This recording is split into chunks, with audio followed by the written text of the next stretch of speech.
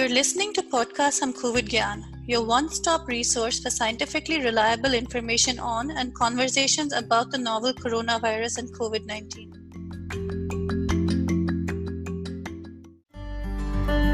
Hello everybody, I'm Shantala Haridas from India Bioscience. With the recent outbreak and the rapid spread of the novel coronavirus, we at COVID Gyan wanted to take a deeper look at the economic impact of COVID-19 on households and businesses in the informal Indian economy. Today, we're chatting with Dr. Anand Sahasranaman, who is a faculty in economics and mathematics at Kriya University. He was previously head of Dwara Research, where he began working on issues of social protection. Thank you, Dr. Sahasranaman, for joining us today in this conversation. My pleasure. Thank you. Can we begin by looking at what are the economic implications of a situation like the current COVID-19 outbreak?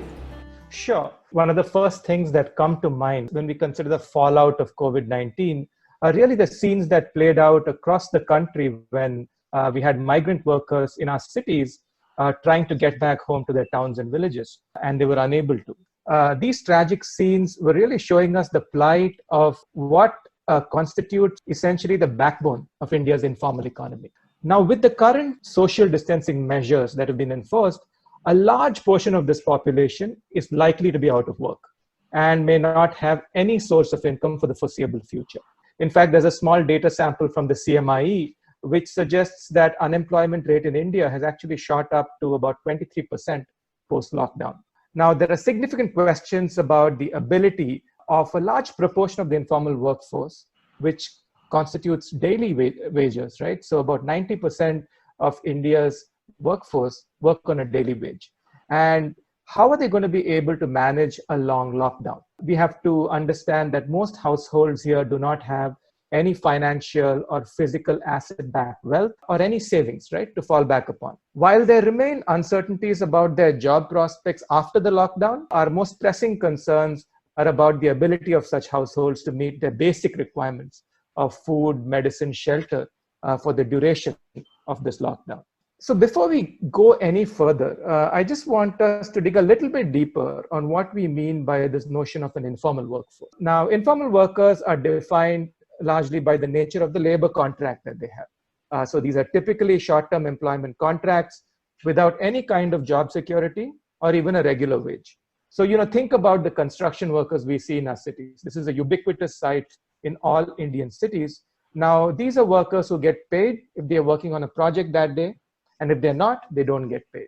Often with informal workers, you find that payments are also commission-based. And really, there are no social security benefits like paid leave, insurance, or pensions. To put some numbers on these statistics, we have the periodic labor force survey. The last one was conducted in 2017-18. Which tells us that only about a quarter of the Indian workforce works in what we call regular wage or salaried employment. And out of the remaining 75%, about 2/3 are self-employed and a third are casual labor. When we talk about, self-employed and casual labor, this covers almost the entire gamut of, micro and small enterprises in India.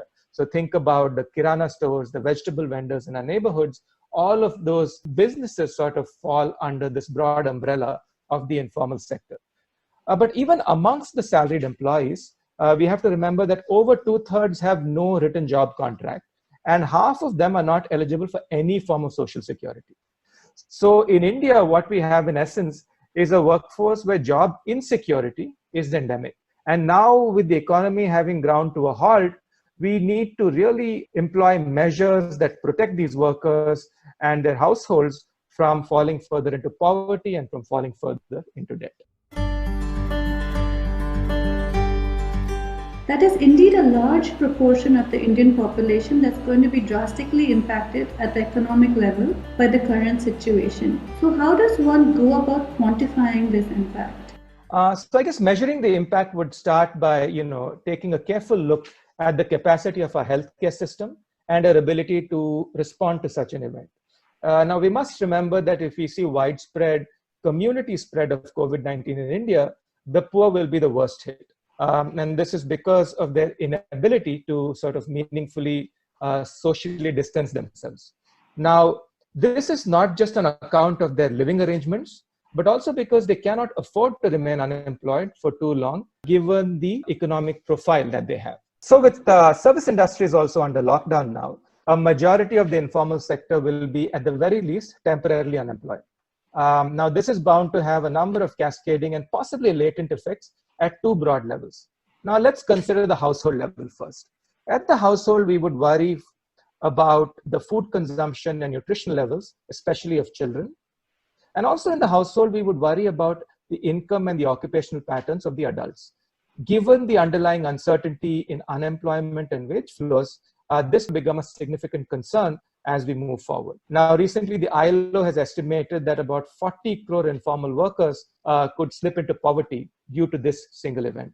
The impacts are the systemic level, where our worries relate to diminishing access to credit markets and the impacts of COVID-19 on micro, small, and medium enterprises in terms of their ability to sustain themselves and to grow. Now, especially if small and medium enterprises, end up showing sluggish growth, high levels of unemployment may become a sticky reality for the near future, and that remains a significant worry. Now, the extent of these impacts will, of course, become apparent with time, and it's clear that government and the state are trying to mitigate these impacts by putting together packages that comprise a combination of insurance, food benefits, debt relief, advance wage payments, and cash transfer. From what we know so far, there is a wide variance in the nature of measures announced by different states. For instance, if you look at the category of building and other construction workers, Delhi has promised the cash transfer of about 5,000 rupees, while Kerala has promised the cash transfer of 1,000 to 2,000 rupees, and Tamil Nadu a cash transfer of 1,000 rupees, along with an in-kind transfer of rice, dal, and cooking oil. So what we are seeing is that different states are providing different levels of assistance for various categories of people affected by COVID-19. Now, given that we remain unsure about the length of the disruption that we face, I would say the concerns that are being raised about the packages are twofold. One, is the quantum of support being offered sufficient? And two, how effective will the delivery mechanism be in order to ensure timely delivery of the promised benefits, given that the need is immediate? It is evident that the current consequences are severe, but how long do you anticipate to see such an economic impact on the informal sector? So what you've raised is the much harder question of how long we're going to be in this situation. We must remember that at this point, there's a lot of uncertainty surrounding how the next 12 to 18 months will pan out, given the progress of COVID-19 so far. Will we see a recurrence of COVID-19? How severe will it be? Will we see periods of heightened social distancing followed by periods of careful opening up? Given these inherent uncertainties, I guess what we really need to do is to think systematically about the nature and extent of support that households and enterprises in the informal sector will need, and try and deliver benefits and packages that speak to those needs. So given the extent and scale of the impact, what measures are already in place and what more do we need to be doing? So there are a number of measures that are available, and as we briefly discussed, the center and the state to varying levels have tried to address these. Now, as far as I'm concerned, there are three essential needs that currently relate to basic survival. One is household cash flows. Two is securing the health of individuals and households. And the third is providing some kind of unemployment protection for the people who have lost their jobs. Now, let's consider each of these individually. Now, first, we need to address the absence of income through cash transfer. Now, we know that average daily wages in urban areas are between about 300 and 400 rupees. So weekly cash transfer of at least 2,000 rupees is going to be essential for the duration of this lockdown and for any lockdown that might occur in the future. Now, in addition to the period of the lockdown, we must ensure that cash transfers are operational for at least 1 quarter beyond the lockdown.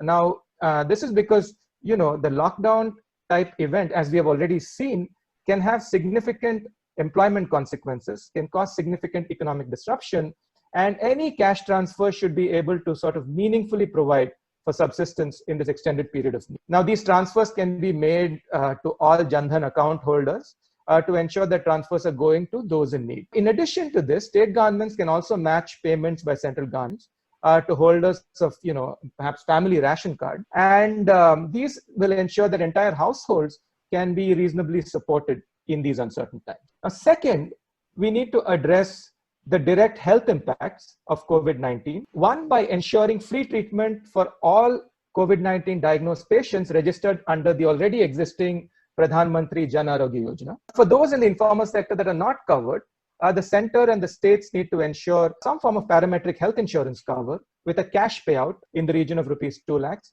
to cover medicines and hospitalization upon the diagnosis of COVID-19.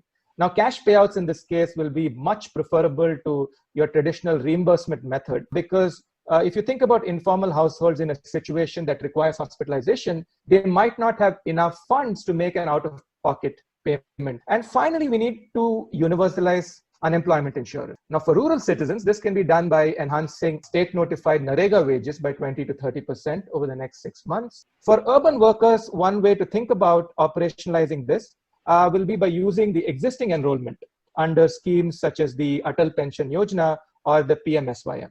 So these three, I think, are going to be some of the most critical and immediate measures that we will need to put in place. Now, this, of course, raises the question of how we can raise money for this effort. Now, with growth forecasts being drastically cut, it is unlikely that the government can finance these measures with tax revenues. And the sale of capital assets also does not seem feasible in the immediate context. So this additional expenditure will have to be financed through debt, which, given our current situation, I would argue, is reasonably justified as urgent, necessary, and directed spending by the government. Thank you, Dr. Anand Sahasranaman, for breaking down for us the economic impact of the current situation, especially on the most vulnerable amongst our population. Before we sign off, do you have any message for our listeners? Just a couple of other thoughts. COVID-19 has once again brought to the forefront critical fault lines in the Indian economy. So I'm talking about the high levels of income and wealth inequality, as well as the lack of basic social protections for a majority of the Indian population. So given that we have this context, there is a need for us to seriously consider proposals for more equitable redistribution of wealth. Consider proposals such as wealth or inheritance taxes. We have a conversation about the possibility of universal basic income. I think these are conversations that need to be had much more seriously than we've had before. At an individual level, I think many of us are concerned about what we can do at this time. Now, one thing that has become apparent in many ways is the value of the work that is being done by this large network of India's invisible work. At the very least, each of us must ensure that we pay our household helps, our drivers, or any others employed domestically by us fully for however long this disruption lasts. There is a larger conversation, I think, that we need to have about how poorly these professions are more generally paid, given the value that they add in Indian states. Once again, thank you very much, Dr. Anand Sahasranaman, for joining us in today's conversation and helping us better understand the scale and extent of the impact of the current COVID-19 outbreak on the economics of the informal sector in India. We hope that this puts some of the current happenings into perspective while also giving our audience an understanding of how they can help.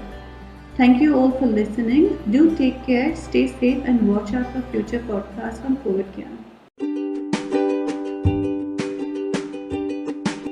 For more information on the novel coronavirus and COVID-19, visit us at www.covid-gyan, that's GYAN.in. COVID Gyan is a multi-institutional effort to create, curate, and spread scientifically reliable information on the novel coronavirus and COVID-19. Here you will find answers to frequently asked questions, mythbusters, relevant research efforts, a breakdown of the science of the current outbreak, resources to help you stay fit and healthy in the current times, conversations with scientists, health professionals, and other experts in the field, and useful links that we have curated from across the web.